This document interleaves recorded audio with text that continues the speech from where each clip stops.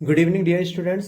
तो एक बार आपका वापस से स्वागत है अपने YouTube channel the logic word में। तो हम यहाँ पर एक बहुत ही इंटरेस्टिंग और इंपॉर्टेंट टॉपिक डिस्कस करने जा रहे हैं जो कि है लेट। तो चलिए बिना किसी देरी के हम इस टॉपिक को डिस्कस कर लेट वर्ड पे जो स्ट्रक्चर फॉर्म होते हैं ये अक्सर हमें कंफ्यूज क्रिएट करते हैं कि इसमें एक्चुअल में कौन सी टर्म क्या होती है। इसका सबसे ज्यादा कंफ्यूजन क्रिएट होता है हमारे एक्टिव बेसिस में, है ना। तो चलिए वैसा कोई कंफ्यूजन क्रिएट ना हो तो उसके बेसिक को हम डिस्कस करते हैं। तो इसको समझने से पहले मैंने एक पहले आपके सामने क्वेश्चन लिख रखा है, they will not let I stay there. तो इस क्वेश्चन को हम बाद में डिस्कस करेंगे। इसको समझने के पहले हम एक क्वेश्चन लिखते हैं। A, let Mohan sing the song, ये मैंने ऑलरेडी लिख रखा है जिससे हमारा टाइम सेव हो। अब यहां पर क्या है, let Mohan sing the song. तो मैं आपको इसका स्ट्रक्चर डिस्कस कर देता हूं। तो जनरली ऐसे सेंटेंस में क्या होता है, ये जो हमारी लेट होती है इसको हम मेन वर्ड मानते हैं। और लेट वर्ब के बाद में ये जो लेट होती है, लेट को हम क्या करते हैं, मेन वर्ब मानते हैं। ओके। और लेट वर्ब के बाद में जो नाउन हो या प्रोनाउन होता है इसको हम क्या मानते हैं, इसको हम ऑब्जेक्ट मानते हैं। अब इसके बाद एक वर्ब होती है, ठीक है। ये जो वर्ब होती है ये आपकी नॉन फाइनाइट वर्ब होती है। ये जो नॉन फाइनाइट वर्ब होती है इसी वर्ब को हम बोलते हैं बेयर इन्फिनेटिव वर्ब, जो कि बिना टू के आती है। यानी कि इसमें ये जो वर्ब होती है इसमें टू नहीं आता। ये आपकी बेयर इन्फिनेटिव वर्ब होती है जिसे हम नॉन फाइनाइट वर्ब भी बोलते हैं। यह बिना टू के आती है। ओके, इतनी बात आपके क्लियर है। तो चलिए इसका स्ट्रक्चर समझते हैं। यहां मोहन क्या है, मोहन आपका ऑब्जेक्ट है, अभी मैंने बताया। और द सॉन्ग क्या है, ये भी आपका ऑब्जेक्ट होगा। ओके, क्यों? क्योंकि जो नाउन या प्रोनाउन होते हैं वो या तो आपके सब्जेक्ट होते हैं या वो ऑब्जेक्ट होते हैं। नाउन है तो ये आपका ऑब्जेक्ट होगा। अब समझ में आता है कि सब्जेक्ट क्यों नहीं है। तो इसमें सब्जेक्ट कोई नहीं है। अब आप पूछोगे सर इसमें सब्जेक्ट क्या है, तो इसमें सब्जेक्ट कोई है ही नहीं। यहां जो लेट है यह है हमारी मेन वर्ब है ना। और सिंग जो है यह नॉन फाइनाइट वर्ब है जो कि बेयर इन्फिनेटिव है ना।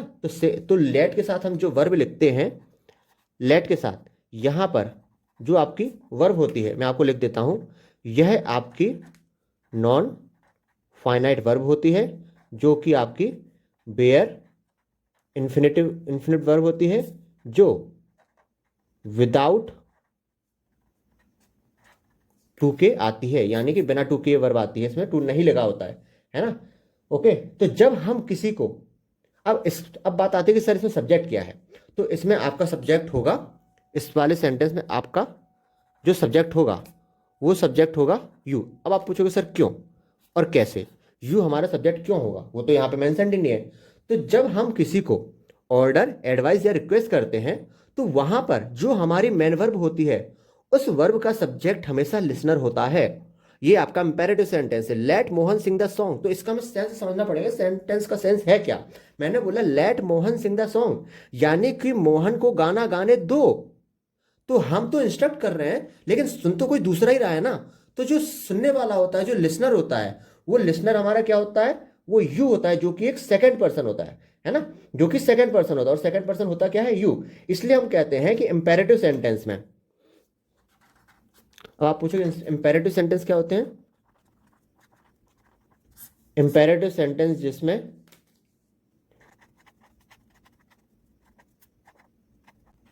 इंपेरेटिव सेंटेंस जिसमें या तो ऑर्डर हो या एडवाइस हो या रिक्वेस्ट हो, ये आपके, और जो लेट वाले वर्ड और जो लेट वाले स्ट्रक्चर होते हैं वो आपके इंपेरेटिव सेंटेंस होते हैं, है ना। तो मेन वर्ब का सब्जेक्ट यू होता है जो कि आपका सेकंड पर्सन होता है। इन वाले सेंटेंस में जो हम सब्जेक्ट लिखते हैं वो क्या होता है, वो होता है आपका यू जो कि सेकंड पर्सन होता है। यह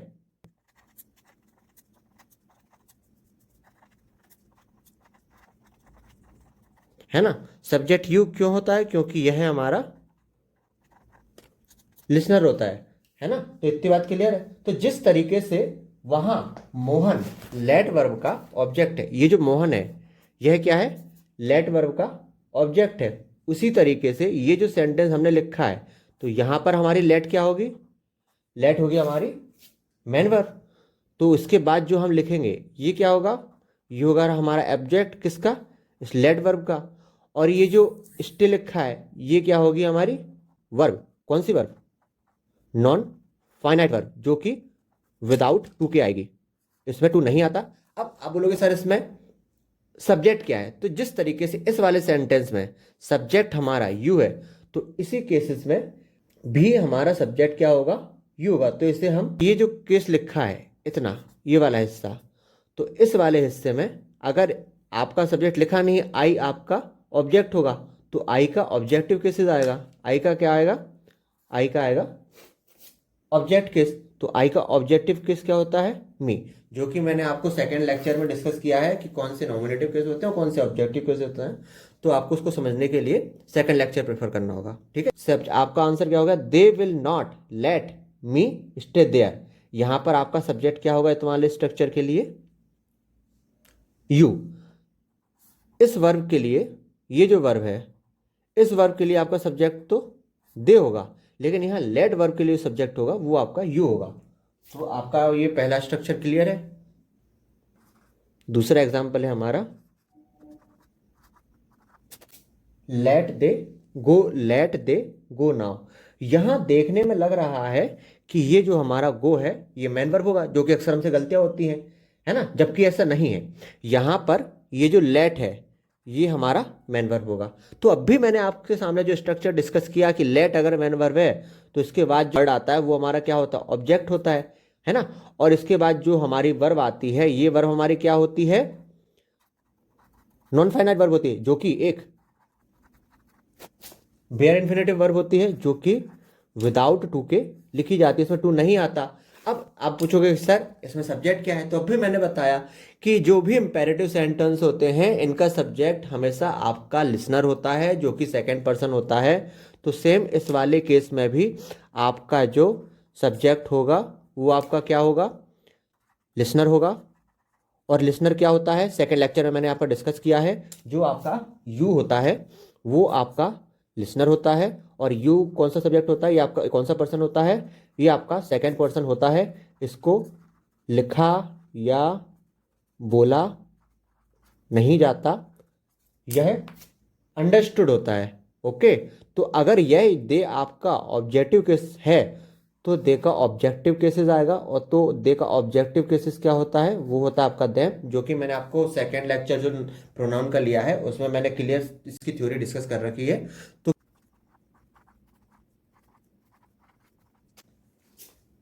अब ये नेक्स्ट क्वेश्चन है हमारा, it is a matter between you and he. यहां सभी ध्यान देना कि ये जो बिटवीन है जो, यह क्या है, यह हमारा है प्रीपोजिशन। क्या है, प्रीपोजिशन। अब आपको एक बात मैं बता दूं, जब भी कोई प्रीपोजिशन होता है ना, तो यह हमेशा अपने साथ ऑब्जेक्ट लेकर आता है, यह हमेशा अपने साथ ऑब्जेक्ट लेकर आता है ना। तो प्रीपोजिशन के साथ हमेशा क्या आता है, ऑब्जेक्ट। तो यहां पर प्रीपोजिशन के बाद जो भी वर्ड होगा उसका हमें ऑब्जेक्टिव केस लिखना होगा। तो इतनी बात क्लियर है ना।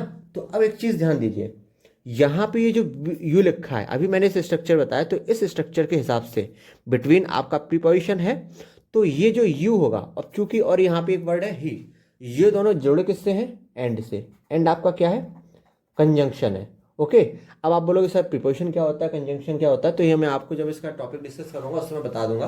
तो अभी मैं जो बता रहा हूँ आप उसको याद रख लीजिए। एंड यहाँ पर कंजंक्शन है जिससे यू एंड ही जुड़े हैं। तो अगर प्रीपोजिशन के बाद हमें ऑब्जेक्ट लिखना होता है और ये अगर दो पर्सन है और वो एंड से जुड़े हैं, तो ये भी आपका ऑब्जेक्ट होगा, ये भी आपका ऑब्जेक्ट होगा। तो ये जो यू लिखा है ये आपका क्या होगा, ऑब्जेक्ट होगा, है ना। और ये एंड कंजंक्शन से जुड़े हैं, तो आपके इसके बाद जो लिखा है ये भी आपका क्या होगा, ऑब्जेक्ट होगा। तो इसका भी आपका ऑब्जेक्टिव केस आएगा, इसका भी ऑब्जेक्टिव केस आएगा। तो यू जो होता है, यू का चाहे नॉमिनेटिव केस हो जिसको एज अ सब्जेक्ट यूज करते हैं, या उसका ऑब्जेक्टिव केसेस हो, वो हमेशा आपका यू ही रहता है। लेकिन ये जो ही है, यू जो है मैं आपको लिख देता हूं, यू जो होता है इसका चाहे ऑब्जेक्टिव केस हो या सब्जेक्टिव केस हो, यह हमेशा यू होता है। लेकिन ये जो ही होता है, ही का जब हम सब्जेक्टिव केस की बात करते हैं, ये तो आपका ही रहता है, लेकिन जब हम इसके ऑब्जेक्टिव केस की बात करते हैं तो आपका हिम होता है। तो ही का ऑब्जेक्टिव केस क्या होगा, हिम। ओके, तो आपका ये आंसर होगा, it is a matter between you and him. क्यों?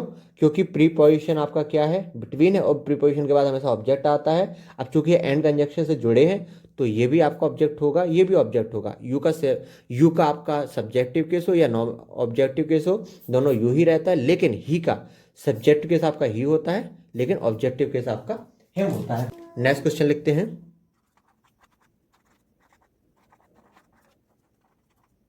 Everyone but she has agreed with us. यहां देखो, यहां पर ये जो एवरीवन है यह हमारा क्या है, यह हमारा सब्जेक्ट है, और ये जो हैज एग्रीड है ये क्या है, ये हमारी वर्ब है। ओके, सब्जेक्ट की, ये इस सब्जेक्ट की हमारी वर्ब है। अब यहां जो बट शी लिखा हुआ है, यहां जो बट शी लिखा हुआ है, इसमें आप एक गलती करोगे। इसमें आप गलती क्या करोगे, शी को इसका सब्जेक्ट मान लोगे, जो हमें ऐसा नहीं करना है। अब मैं बताता हूं ऐसा क्यों नहीं करना है। यहां पर बट शी लिखा है, इसमें आपका ये जो सी लिखा है यह आपका सब्जेक्ट नहीं है, हमें इसको सब्जेक्ट मानने की गलती नहीं करना है। तो फिर यह सी है क्या, तो यहां पर बट जो है, यहां पर बट जो है यह आपकी प्रीपोजिशन है। ओके, अभी मैंने स्ट्रक्चर में बताया प्रीपोजिशन के बाद क्या आता है, ऑब्जेक्ट। तो अगर प्रीपोजिशन के बाद वर्ड लिखा है तो ये वर्ड क्या होगा, ये वर्ड होगा आपका ऑब्जेक्ट, है ना। बट जो है ये आपका प्रीपोजिशन है, तो ये जो सी है यह हमारे प्रीपोजिशन का क्या होगा, ऑब्जेक्ट। तो अब जो ये सी है यह इसके ऑब्जेक्टिव केसेस में है, तो ऑब्जेक्टिव चाहे वर्ब का हो या प्रीपोजिशन का हो, इसका ऑब्जेक्टिव केस में ही लिखना चाहिए। तो सी का ऑब्जेक्टिव केस क्या होता है, सी का ऑब्जेक्टिव केस होता है हर, है ना। तो सेम ही के साथ जो मैंने बताया वही चीज आपकी शी के साथ भी होती है। सी का जो सब्जेक्टिव केस होता है यह तो आपका सी ही रहता है, लेकिन जो इसका ऑब्जेक्टिव केस होता है वह आपका क्या होता है, वह होता है आपका हर, है ना। तो इतनी बात आप याद रखना, यहाँ ये वाली बात याद रखना, यहाँ ये चीज हमें याद रखना है। तो आपके सामने इतनी बात क्लियर है। अब यहां हमें कैसे पता चला कि यहां पर बट कंजंक्शन नहीं है, यहां पर हमें कैसे मालूम चला कि ये जो बट हमने लिखा है ये कंजंक्शन नहीं है, प्रीपोजिशन है। क्योंकि ये जो बट होता है, अब मैं आपके सामने थोड़ा कुछ चीजें डिस्कस कर देता हूं। क्योंकि ये जो बट होता है यह आपका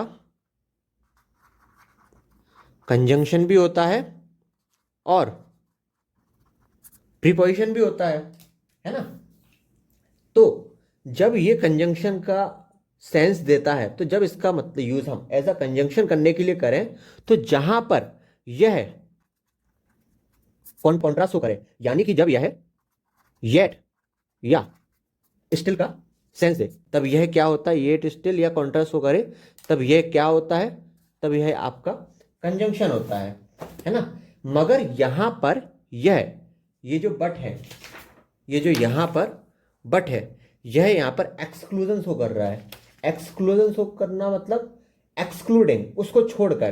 तो जब यह एक्सक्लूजन का सेंस कन्वे करे तो यह प्रीपोजिशन होता है। प्रीपोजिशन किस केस में होता है, जब यह एक्सक्लूजन को कन्वे करे, है ना, यानी कि एक्सक्लूडिंग। तो सेंटेंस को ध्यान से पढ़ेंगे तो यहां कॉन्टेक्स्ट का मतलब, तो everyone but she has agreed with us, तो यहां ये जो बट शी है इसका जो कॉन्टेक्स्ट है वो एक्सक्लूडिंग से होता है। तो जब यहां एक्सक्लूडिंग का सेंस आ रहा है तो ये जो बट है ये प्रीपोजिशन है, यानी कि एवरीवन एक्सक्लूडिंग बट शी, यानी कि हमें कैसे सेंस समझ में आ रहा है, everyone but she has agreed. अब मैंने क्या बताया, बट जब एक्सक्लूजन को कन्वे करे तब यह प्रीपोजिशन होता है। तो एक्सक्लूजन का सेंस आना चाहिए। तो अब हम इसको थोड़ा हिडन में समझते हैं। एवरी वन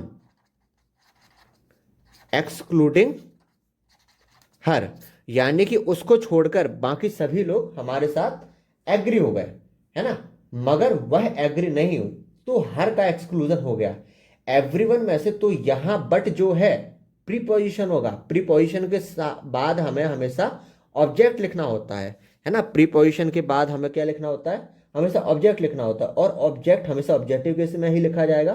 तो अगर किसी नाउन या प्रोनाउन को किसी प्रीपोजिशन के बाद लिखा, किसी नाउन या प्रोनाउन को किसी प्रीपोजिशन के बाद लिखा जाता है तो वह उसके ऑब्जेक्टिव केस में आता है। और ऑब्जेक्ट होते क्या है? नाउन और प्रोनाउन। तो जब किसी नाउन या प्रोनाउन को किसी प्रीपोजिशन के बाद लिखा जाता है तो उसके ऑब्जेक्टिव केस में आता है। तो यह बट आपका प्रीपोजिशन होगा, तो इसके बाद जो सी लिखा है इसके ऑब्जेक्टिव केस में आएगा, जो कि हर होता है। तो होप सो आपको ये चारों क्वेश्चन समझ में आए होंगे आज जो भी मैंने डिस्कस किए। तो उसके लिए इतना काफ़ी है। Thank you.